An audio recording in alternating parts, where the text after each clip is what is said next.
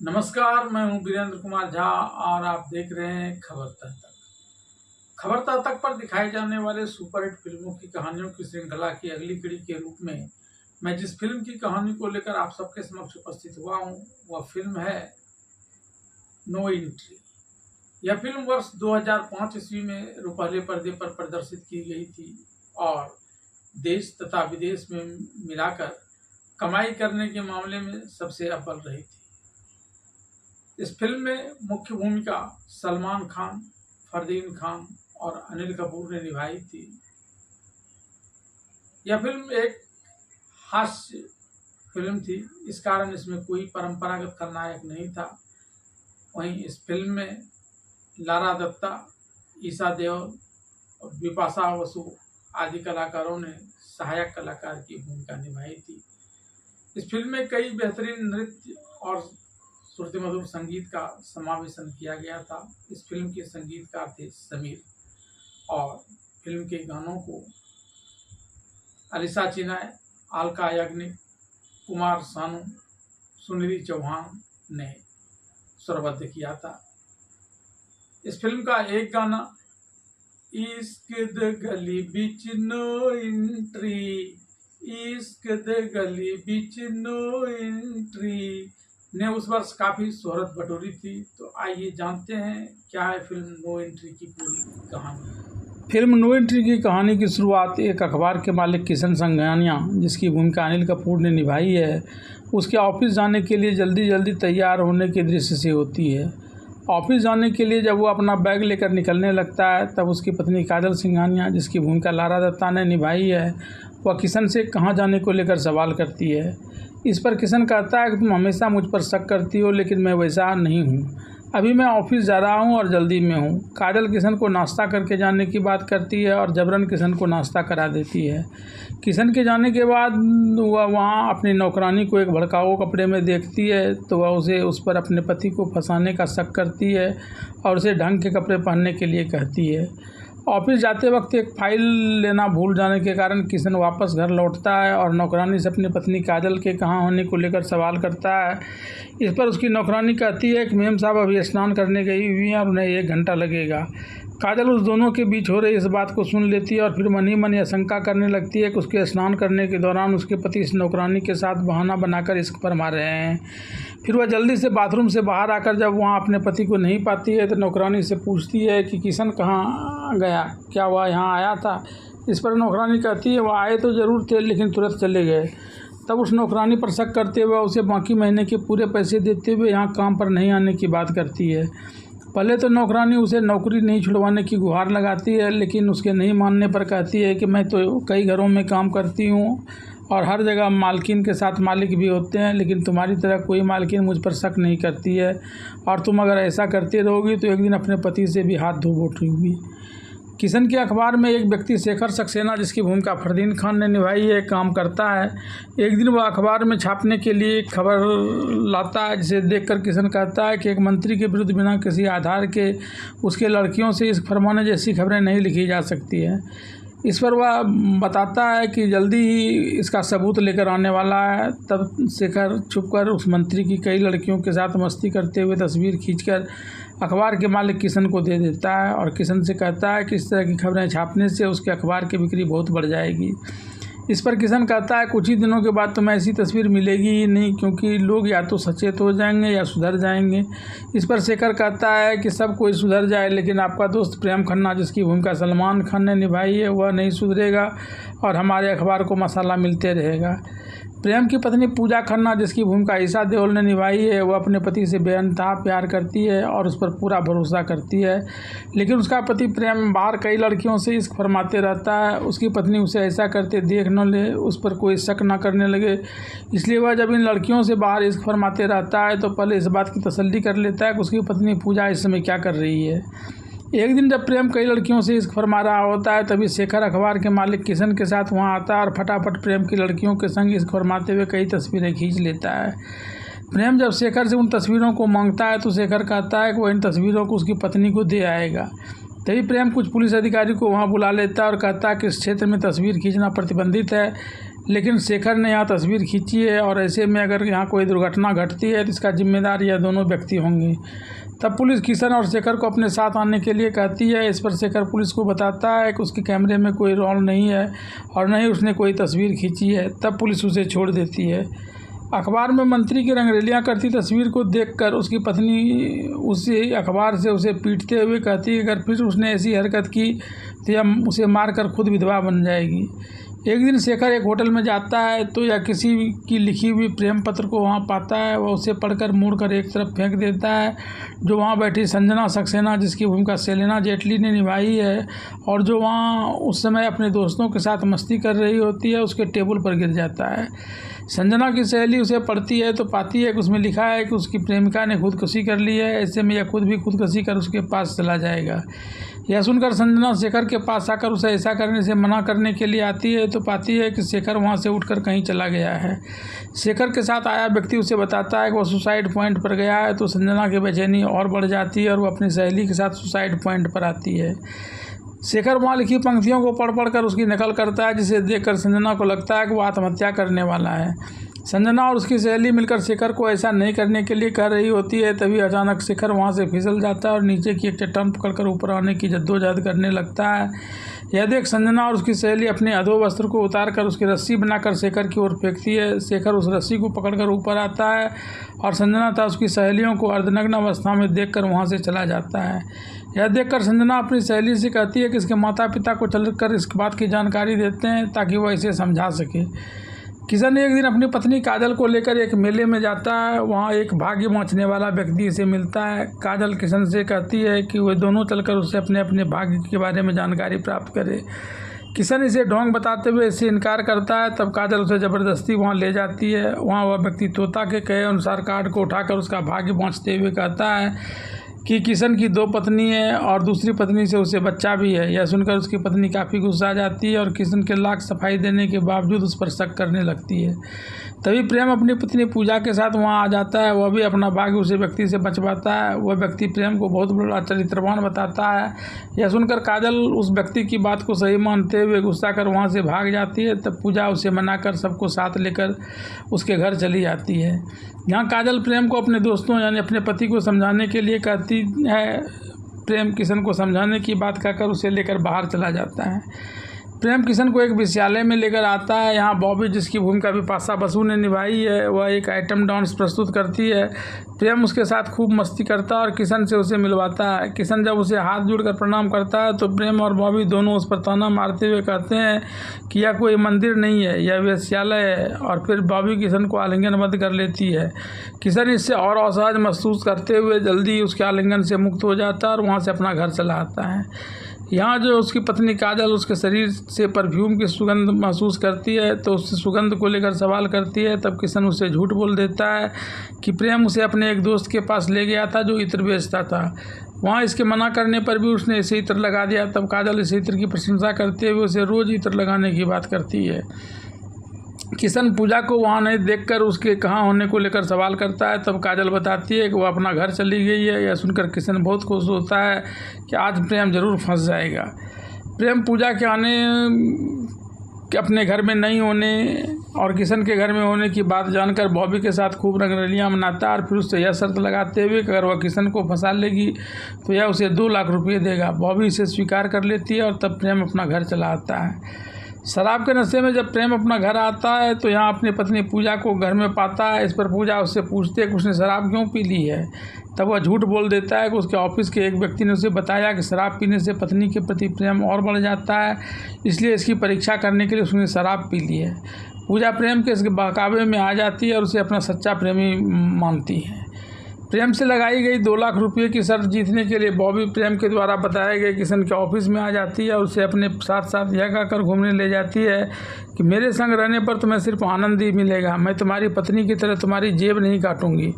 इस क्रम में जब किशन और बॉबी एक मॉल में घूम रहे होते हैं तभी उसकी पत्नी काजल प्रेम की पत्नी पूजा के साथ इस मॉल में चली आती है। किशन जैसे ही यहाँ काजल को देखता है वो बॉबी का साथ छोड़कर छिप जाता है। इस दौरान काजल को उसकी एक झलक मिल जाती है और वह चौकन्ना होकर मॉल में चारों तरफ किशन को ढूंढने लगती है और किशन उससे छिपता रहता है। यह देखकर पूजा काजल से कहती है कि वह तो व्यर्थ ही हमेशा अपने पति पर शक करती है, लेकिन काजल है कि मानती ही नहीं। इस बीच किशन जल्दी से शेखर को फ़ोन लगाकर यह कहता है कि वो ऑफिस के फ़ोन को इसके फ़ोन पर डाइवर्ट कर दे। शेखर जैसे ही ऑफिस के फ़ोन को किशन के फ़ोन पर डाइवर्ट करता है, वैसे ही उसे काजल का फ़ोन आ जाता है, जिसमें वह किशन से पूछता है कि इस समय वह कहाँ है। किशन सीधे जवाब न देकर उल्टे उससे ही प्रश्न करता है कि उसने फ़ोन कहाँ लगाया है। इस पर काजल कहती है उसने ऑफिस में फ़ोन लगाया है, तो यह कहता है कि तो मैं भी ऑफिस में ही हूँ। तब पूजा काजल को ताना मारते हुए कहती है कि निकल गया ना तुम्हारा शक गलत, अब चलो घर। इसके बाद काजल पूजा के साथ वापस जब अपना घर आने लगती है तो वहाँ किशन की कार को पार्किंग में देख लेती है। किशन की कार को वहाँ देख काजल फिर से किशन पर शक करने लगती है और उसे ऑफिस के नंबर पर फ़ोन करती है, जो डाइवर्ट होकर किशन के पास चला आता है। काजल किशन से उसके कार कहाँ होने को लेकर सवाल करती है, तो किशन बताता है कि उसने कार उसे और पूजा को लाने के लिए भेज दिया है। तब पूजा कहती है कि काजल कहती है कि तुम्हें कैसे मालूम कि मैं पूजा के साथ हूँ। इस पर किशन कहता है कि तुम अकेले कभी बाजार गई हो क्या, हमेशा तो पूजा को लेकर ही जाती हो। इसके बाद वह ड्राइवर को फ़ोन कर जल्दी से काजल और पूजा को वहाँ से ले जाकर घर पहुँचा देने के लिए कहता है। काजल के घर जाने के बाद किशन बॉबी से कहता है कि यहाँ तो हम एक भारी मुसीबत में फंस गए थे, मेरी पत्नी यहाँ आ गई थी और यह तो भला हुआ कि उसने मुझे तुम्हारे संग देखा नहीं, इसलिए हम दोनों आगे नहीं मिलेंगी। काजल भले ही मॉल में किशन को बॉबी के साथ पकड़ने में असफल रही, लेकिन वह किशन पर लगातार शक करते रहती है। इस क्रम में जब वह एक दिन किशन के ऑफिस में आती है तो यहाँ वह किशन को एक महिला और उसके बच्चे को यह कहकर पैसे देते हुए देखती है कि यह पैसा ले लो, किसी को कानो कान खबर नहीं होगी। उस महिला और बच्ची के वहाँ जाते ही काजल किशन के केबिन में आकर उसे भला बुरा कहने लगती है। तब किशन उसे लेकर उस महिला के घर चला आता है और उसकी खिड़की से उसे वहाँ एक पैर कटा हुआ व्यक्ति दिखाता है जो उसमें पेंटिंग कर रहा है। उसे दिखाते हुए किशन पूजा से काजल से कहता है कि यह रामलाल है, जो कभी हमारे अखबार में एडिटर था, लेकिन एक दुर्घटना में पैर कट जाने की वजह से अब वो अखबार में काम नहीं कर पाता है और घर में पेंटिंग कर थोड़ी बहुत कमाई कर पाता है, जिससे इसका घर नहीं चल पाता है। खुददार होने के कारण उसने मेरे द्वारा ऑफिस से प्रतिमाह कुछ राशि मुफ्त देने की बात को भी ठुकरा दी थी।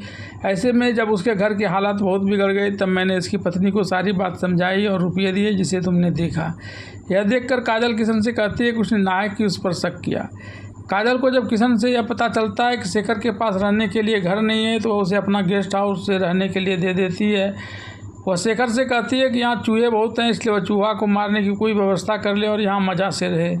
शेखर को चूहे की दवा और रस्सी खरीदते देख संजना और उसकी सहेली को लगता है कि शेखर आत्महत्या करने वाला है, इसलिए वह वहाँ पहुँच जाती है और शेखर से आत्महत्या नहीं करने के लिए कहती है। यह सुनकर शेखर वहाँ से अपना गेस्ट हाउस चला आता है और उसके पीछे पीछे संजना और उसकी सहेली भी चली आती है। यहाँ वह लोगों को इकट्ठा कर लेती है और गेस्ट हाउस का दरवाज़ा तोड़कर शेखर के पास चली आती है। तब सब मिलकर शेखर से आत्महत्या करने का विचार छोड़ देने के लिए कहता है। इस पर शेखर संजना से कहता है कि तू नहा के उसके पीछे क्यों पड़ गई है। इस पर संजना कहती है कि वह हट्टा कट्टा नौजवान है, यहाँ उसे आत्महत्या नहीं करने देगी और इसके साथ शादी कर इसकी ज़िंदगी को खुशहाल बनाएगी। तब शेखर भी संजना से प्यार करने लगता है और उसके साथ शादी करने की बात करता है।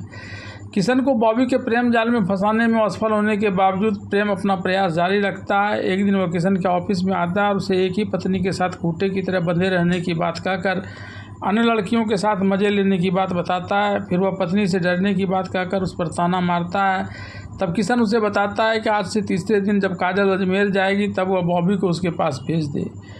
अजमेर जा रही काजल जाने से पूर्व किशन से कहती है कि वह नाहक इस पर शक करती रही, लेकिन उसका यह शक गलत था। अब वह इस पर कभी शक नहीं करेगी। फिर वह जाते जाते किशन की तस्वीर भी यह कहकर ले जाती है कि वहाँ यह उसकी तस्वीर को देखकर इसे प्यार करती रहेगी। इसके बाद काजल जैसे ही अजमेर जाने के लिए निकलती है, बॉबी वहाँ आ जाती है और किशन को अपने साथ अंतरंग संबंध बनाने के लिए तरह तरह के भाव प्रकट करने लगती है। इस बीच काजल को पता चलता है कि उसने अपने हवाई जहाज़ का टिकट ही नहीं लिया है। तब वह कार से वापस अपना घर लौटती है तो घर में सिर्फ नौकरानी को पाती है। किशन को वहाँ नहीं देख वह नौकरानी से किशन को लेकर सवाल करती है तो नौकरानी कहती है कि मालिक तो गेस्ट हाउस गए हुए हैं। तब काजल किशन से मिलने गेस्ट हाउस चली आती है। किशन काजल को आते देख बॉबी से छुप जाने के लिए कहता है।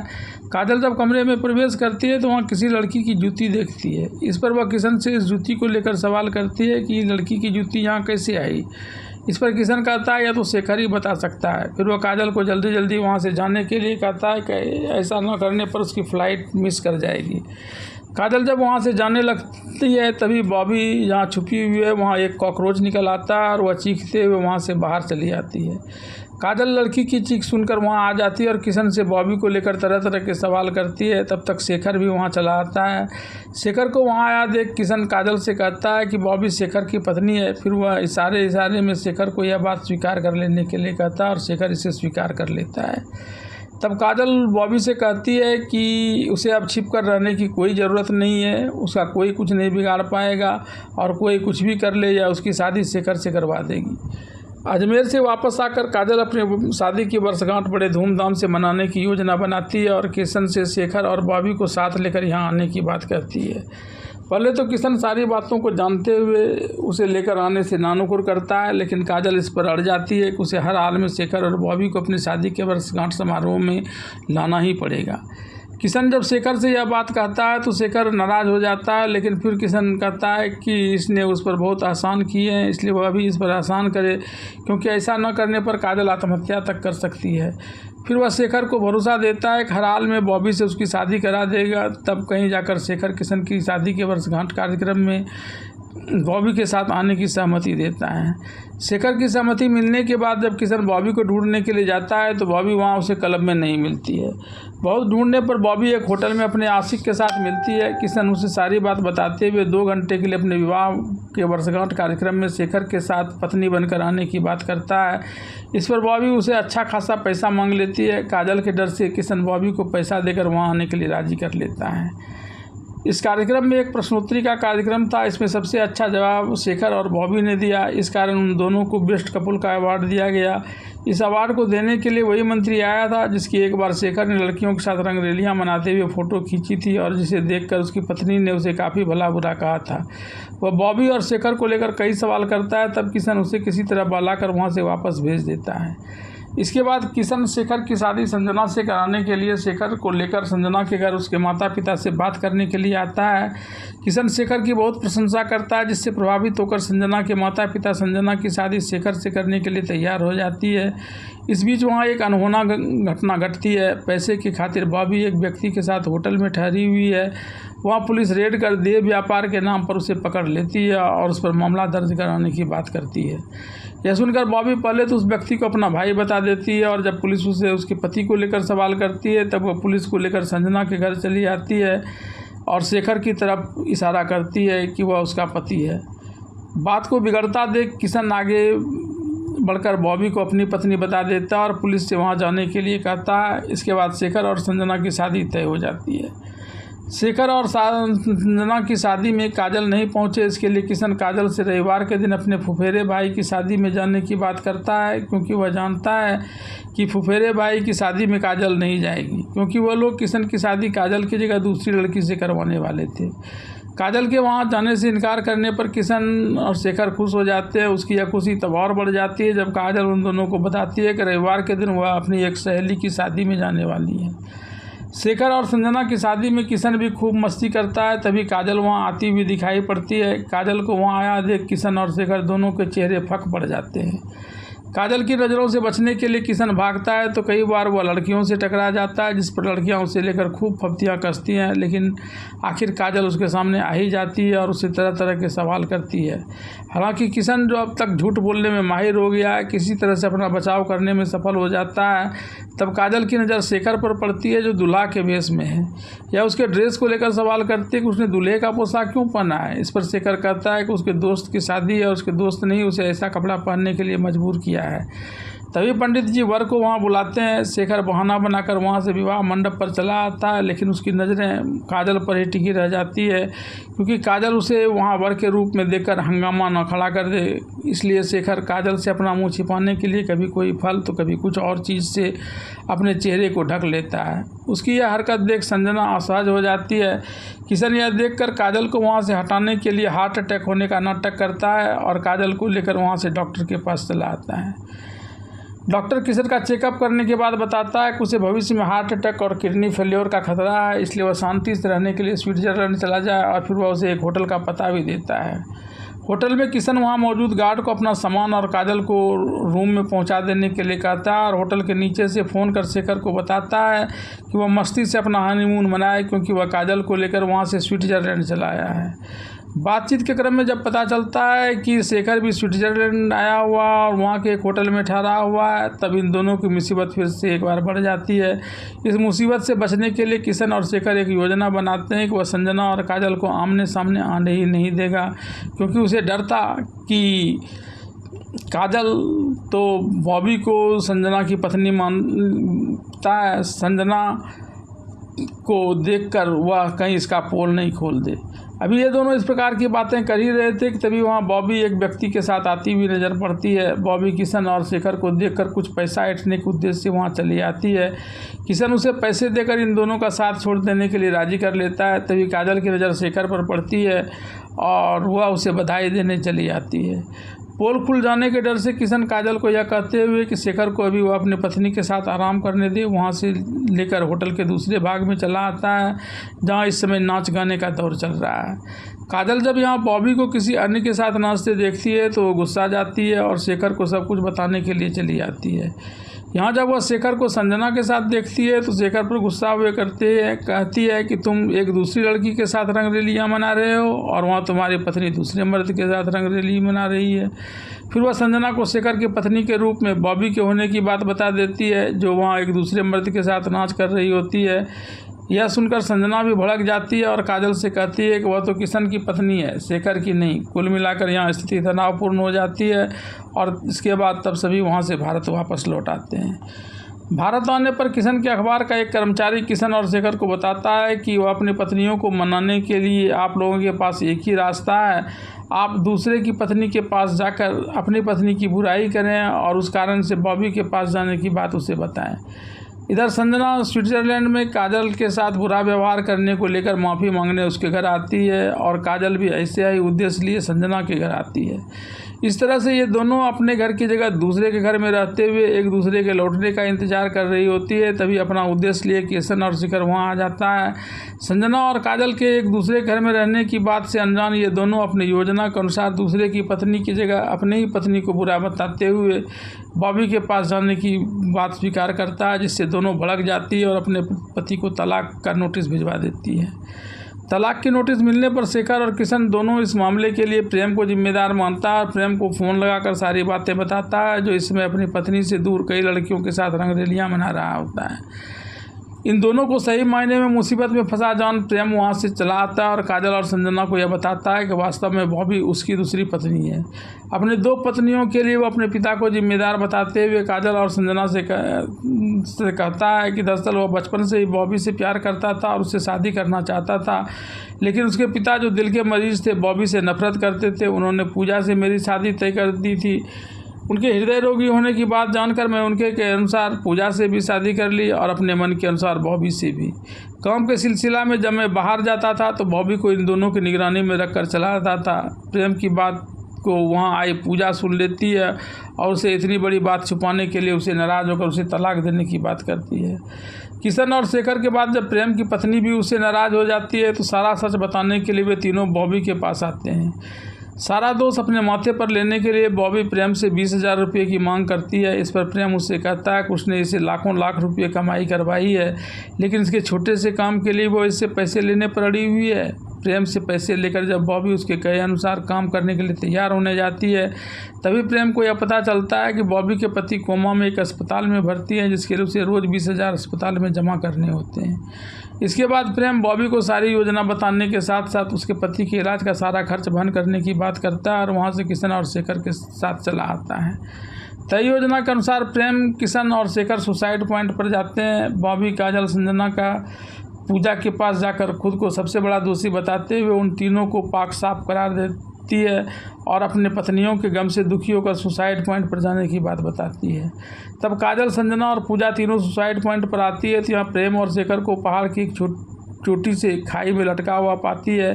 काजल किशन से जल्दी से जाकर उन दोनों को बचाने के लिए कहती है। तब किशन वहां जाकर इन लोगों को एक रस्सी पहुंचाने के क्रम में खुद भी उस खाई में गिरने लगता है और प्रेम का दूसरा पैर पकड़कर किसी तरह से अपनी जान बचाता है। इस तरह प्रेम, शेखर और किशन के मौत के मुंह में समाते देख काजल अपनी कार में रखी रस्सी ले आती है और उन तीनों को पकड़कर उन्हें सुरक्षित ऊपर ले आती है। इसके बाद तीनों अपने अपने पतियों को माफ़ कर देती है और सारा माजरा भी समझ में आ जाता है कि उसके पति का कोई दोष नहीं है।